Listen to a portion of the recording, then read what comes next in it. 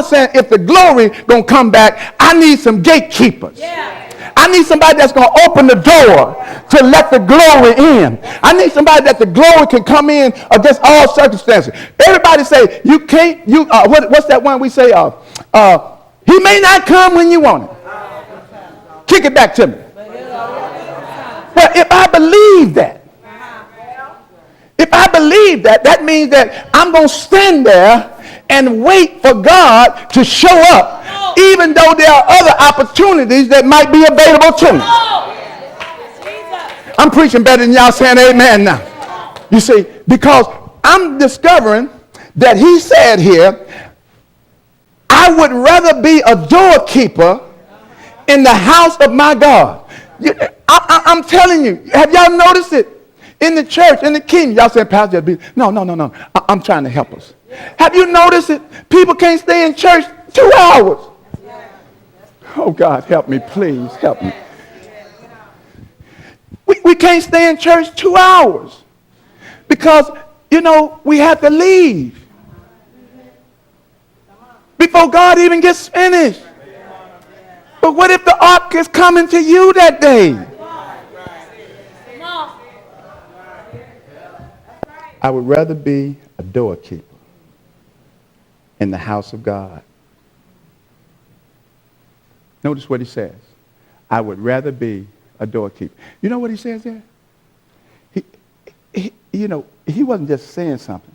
Korah wasn't just, his sons wasn't just saying something. He's saying, he was kind of comparing a doorkeeper to the lowest job in the church. He said, even the doorkeeper in the house of the Lord will get me way more than what I can get out there. That's right. Amen. That's it. You understand what I'm saying? He said, okay, let me break it down one more time. Here you go. He's saying, the prodigal says, when he was getting ready to come back to the house of the Lord, bring the glory back to the house of the Lord, that the glory was himself. He was coming back to the house of the Lord. He said, even the servants in my father's house. He said, even the servants in my father's house, not my brothers, not my sisters, not the chief CEO of my father's house, but the servants in my father's house are doing better than I am out here. Listen, God is concerned about how we handle his glory.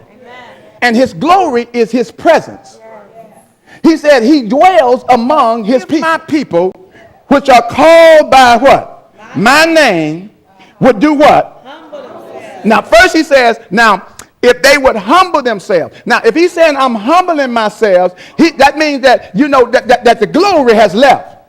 Because now I sit on the high seat. Come on, say preach.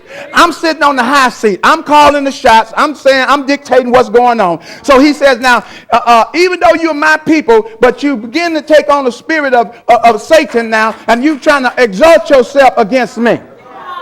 It may not be in worship, it may not be, but in some area, you're beginning to exalt yourself against me. You're beginning to call upon your own self instead of calling upon me. So he says, now, my glory has left that area. But if my people, which are called by my name, would humble themselves. That's why he says he gives grace to the humble. You know what I mean? He gives grace to the humble. He said, if you just take your own self down, don't ask me to take you down, because when I take you down, you might not like how I'm going to bring you on down. But now I'm going to give you a chance, George. If you just take your own self down, he says, humble yourself. Don't keep asking me. You humble your own self. You do what the word says. You humble yourself. And then he says, and do what? And pray. Talk to me about it. Don't try to play your way out of it. Don't try to sing your way out of it. Don't try to give your way out of it. Don't try to work your way out of it. But talk to me about it. Talk to me, because I'm the glory bearer. I'm the one that has the glory. I am the glory. So talk to me about it. So he said, humble yourself and pray. And then what? Seek my face. Now, if he says seek my face, now come on. If he's saying seek my face, evidently I've been seeking something else. Evidently I haven't been right here with him. That's right. I've been out somewhere else. So he says, now humble yourself, pray, and seek me. They say they that seek me shall find me. He said, because I don't want you to seek me unless I'm going to reveal myself to you. If you seek me, the glory is going to come back. If you be there, the door can be open. So he said, now, seek my face. Humble yourself. Pray. Seek my face. Then what's going to happen? Oh! Come on. Say that. Jesus. You notice that he didn't say turn, pray, seek, humble. He said humble, pray, seek, and then what?